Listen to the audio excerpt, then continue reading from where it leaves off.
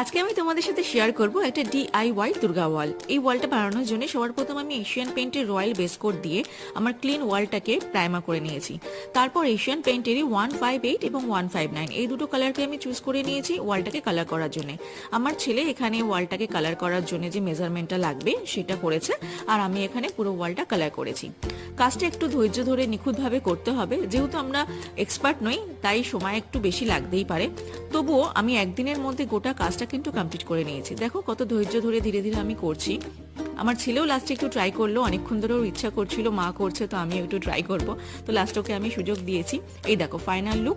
আমি একটা ওয়াল rack order করেছি অনলাইন থেকে, আর এখানে দুর্গা মায়ের মূর্তিগুলো আমি আমাদের নিয়ারেস্ট একটা হ্যান্ডমেড মেলা এসেছিল সেখান থেকে কিনেছিলাম।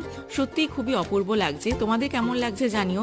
যদি পছন্দ হয় তোমরাও তোমাদের কোনো একটা ওয়াল এভাবে সাজিয়ে ফেলতে পারো একা একা। তো দেখা হচ্ছে পরের ভিডিওতে, ততক্ষণের জন্য